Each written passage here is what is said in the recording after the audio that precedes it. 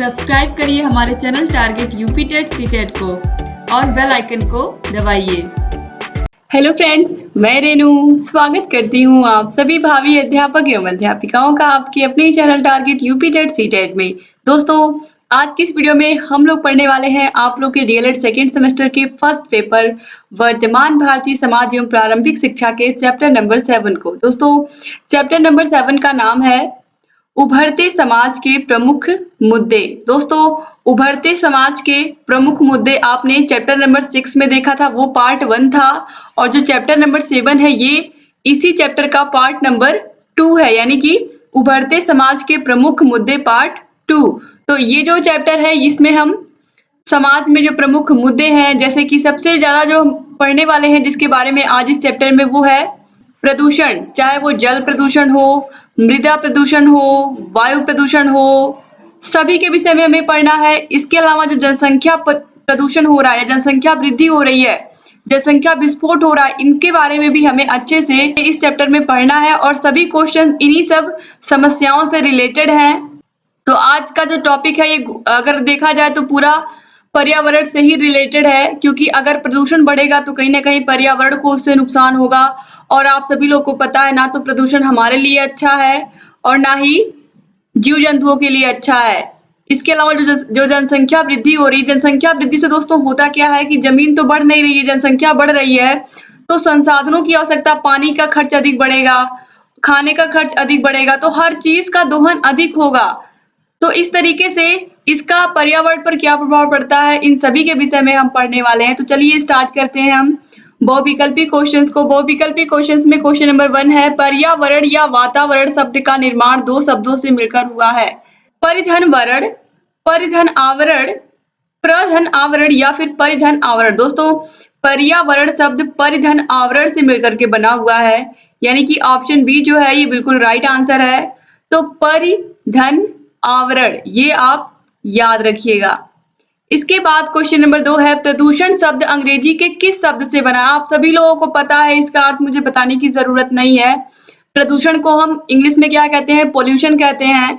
तो option A जो है ये बिल्कुल सही है, पोल्यूशन। और यहाँ पर ऑप्शन सी में पॉपुलेशन दिया हुआ, पॉपुलेशन का मतलब क्या होता है? जनसंख्या होता है, तो पोल्यूशन। इसके बाद क्वेश्चन नंबर 3 है, पर्यावरण एक बाह्य शक्ति है जो मानव को प्रभावित करती है। यह कथन है टांसले का, गिस्बर्ट का, ईजे रॉस का या फिर अनास्टासी का? दोस्तों, राइट आंसर है ईजे रॉस का, ऑप्शन सी बिल्कुल सही है। इसके बाद क्वेश्चन नंबर 4 है, ओजोन क्षरण से संबंधित वियना सम्मेलन कब हुआ? 1985, 1972, 1992 या फिर 1980?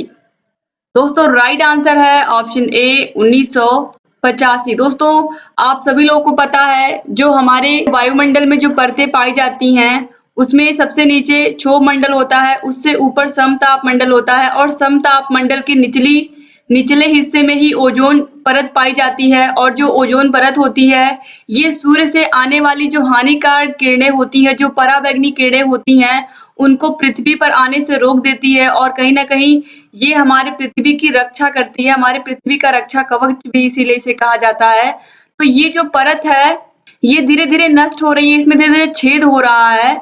तो इसलिए ओजोन क्षरण से संबंधित एक सम्मेलन हुआ था वियना में 1985 में, उसी के बारे में यहाँ पर बात हो रही है। दोस्तों, समताप मंडल में ही आप सभी लोगों को पता है कि वायुयान जो प्लेन उड़ते हैं वो भी समताप मंडल में उड़ते हैं, क्योंकि यहाँ पर तापमान बिल्कुल बराबर होता है और किसी भी प्रकार से किसी आंधी तूफान की संभावना नहीं होती है। तो दोस्तों, इस वजह से जब वहां पर प्लेन उड़ते हैं तो उससे भी जो गैस निकलती है वो भी ओजोन परत को कहीं ना कहीं हानि पहुंचाते हैं। तो इन्हीं सब को लेकर के ये सम्मेलन किया गया था।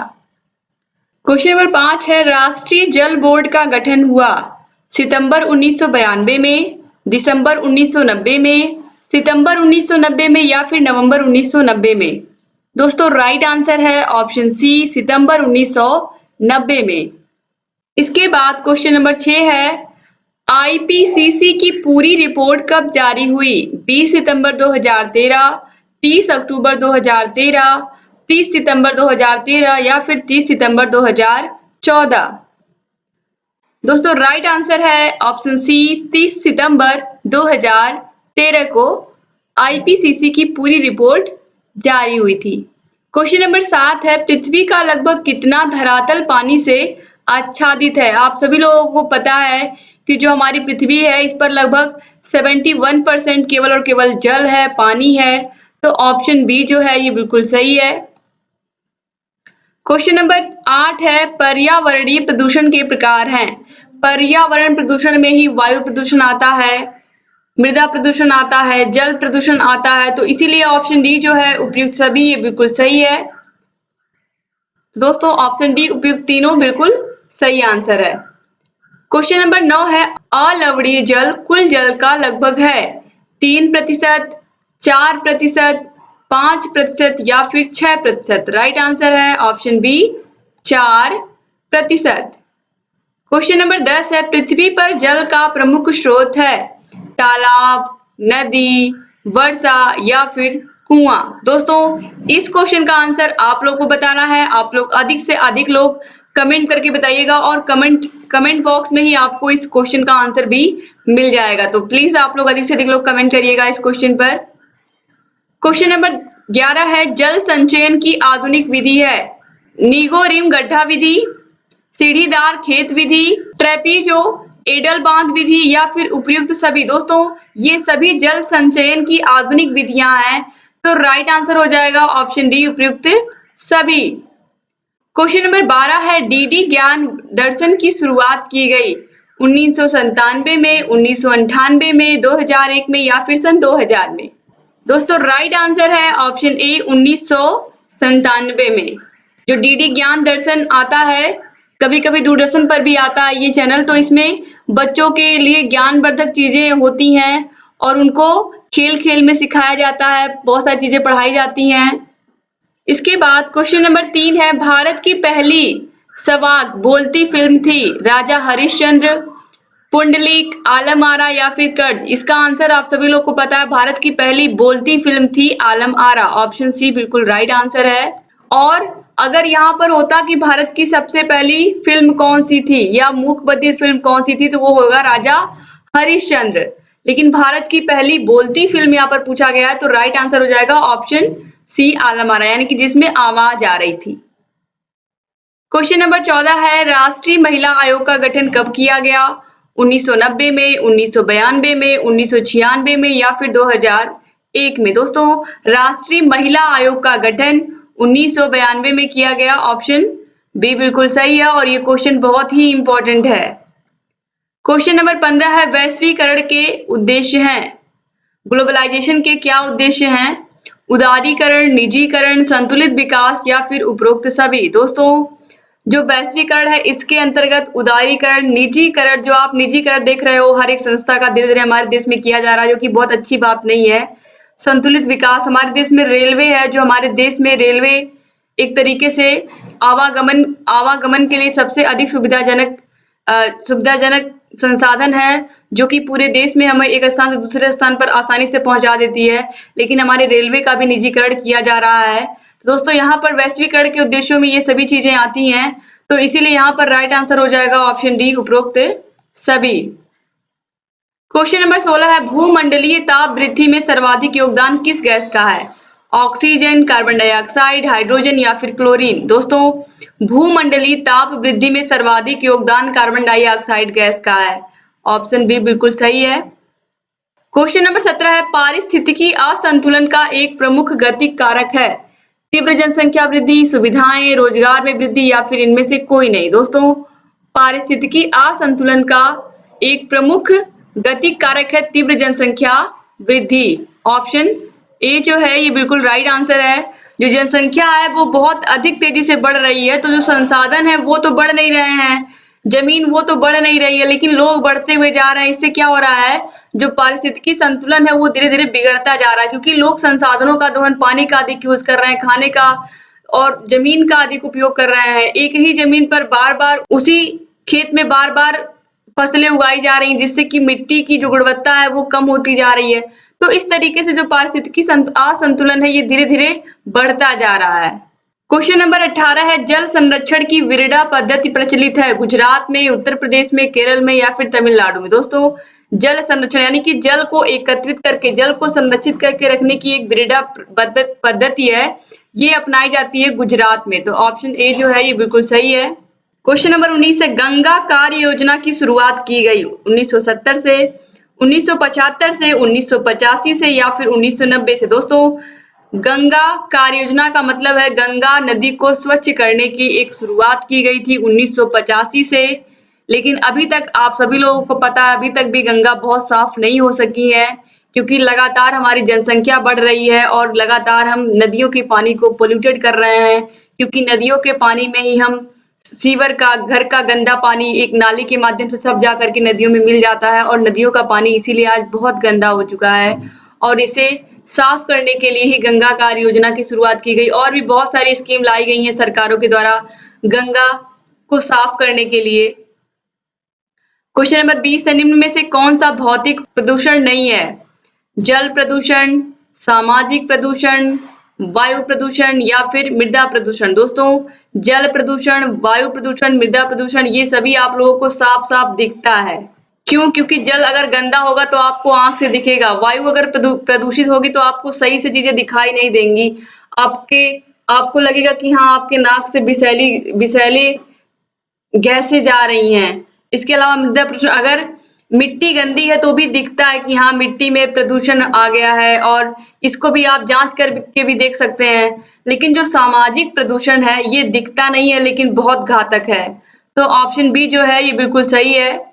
इसीलिए हमारे समाज को भी स्वच्छ रहना, हमारे विचारों का भी स्वच्छ रहना बहुत जरूरी है, हमारी सोच का अच्छा होना भी बहुत जरूरी है। क्वेश्चन नंबर 21 है, स्वच्छ ऊर्जा संसाधन है कोयला, पेट्रोलियम, प्राकृतिक गैस या फिर सौर ऊर्जा। स्वच्छ ऊर्जा का संसाधन है दोस्तों प्राकृतिक गैस, नेचुरल गैस जो होती है ये बिल्कुल स्वच्छ ऊर्जा होती है, इससे किसी प्रकार का पोल्यूशन नहीं होता है। दोस्तों, क्वेश्चन नंबर 22 है, वैज्ञानिक प्रगति, आर्थिक समानता एवं मानव कल्याण के लिए किए गए विश्व स्तरीय प्रयास भूमंडलीकरण कहलाता है। यह कथन किसका है? ए के दुबे, टी के राघवन, आर के शर्मा या फिर के मनस्वी।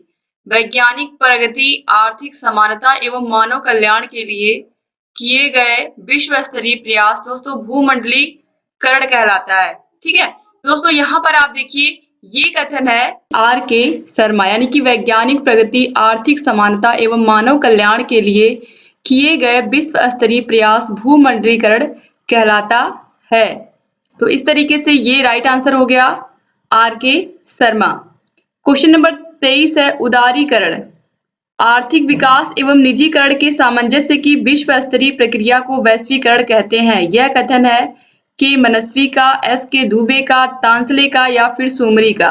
दोस्तों, राइट आंसर है ऑप्शन ए के मनस्वी। क्वेश्चन नंबर 24 है, भारतीय मूल की समस्याएं हैं मृदा अपरदन, भारतीय भूमि की समस्याएं हैं मृदा अपरदन, उर्वरता में कमी, बंजर भूमि या फिर उपयुक्त सभी। दोस्तों, जो भारतीय भूमि है इनमें मृदा अपरदन की भी समस्याएं हैं, कहीं कहीं बाढ़ आ जाती है, बारिश के पानी से जो मृदा होती है ऊपर की जो उपजाऊ मिट्टी होती है उसकी परत बह जाती है, तो इस तरीके से मृदा अपरदन हो जाता है। बार बार फसल उगाने से जो उर्वरता होती है मिट्टी की उसमें भी कमी आती है और बंजर भूमि भी प्रायः हमको देखने को मिल जाती है यहाँ पर। तो इसीलिए राइट आंसर हो जाएगा ऑप्शन डी उपयुक्त सभी। क्वेश्चन नंबर 25 है, पर्यावरण संरक्षण अधिनियम लागू हुआ। ये क्वेश्चन आपके यूपी टेट की दृष्टि से भी बहुत ही महत्वपूर्ण है और आपके एग्जाम की दृष्टि से तो महत्वपूर्ण है ही। 1980 में, 1982 में, 1986 में या फिर 1988 में। राइट आंसर है ऑप्शन सी 1986 में। क्वेश्चन नंबर 26 है, जनसंचार का यांत्रिक साधन है टेलीविजन, टेप रिकॉर्डर, कंप्यूटर या फिर उपयुक्त सभी। दोस्तों, जनसंचार के क्या क्या माध्यम है? टेलीविजन के माध्यम से भी जनसंचार तक सूचनाएं पहुंचती हैं, टेप रिकॉर्डर के माध्यम से भी हम किसी की बात को टेप रिकॉर्ड करके उसको दूसरों को सुना सकते हैं, कंप्यूटर तो है ही आज जनसंचार का माध्यम। तो इस तरीके से राइट आंसर हो जाएगा ऑप्शन डी उपयुक्त सभी। यहाँ पर सारे क्वेश्चंस आप लोगों ने देख लिए। एक क्वेश्चन मैंने आप लोगों से पूछा है, उसका आंसर आप लोगों को कमेंट बॉक्स में कमेंट करके बताना है। तो उम्मीद करती हूँ कि आज का ये पूरा सेशन आपको अच्छा लगा होगा। वीडियो कैसा लगा दोस्तों आप लोग ज़रूर बताइएगा। और अगर अभी तक आपने हमारे channel target UP TET CTET को सब्सक्राइब नहीं किया दोस्तों तुरंत सब्सक्राइब करिए। आपको नीचे एक लाल कलर का बटन दिख रहा होगा सब्सक्राइब का, उसको प्रेस कर दीजिए। बगल में घंटी का निशान होगा, उसको भी प्रेस कर दीजिए ताकि हम जो भी नई वीडियोस बनाते हैं उसका नोटिफिकेशन आप लोगों के पास समय से पहुंचता रहे और आप हमारे सभी वीडियोस को ऐसे ही देखते रहें।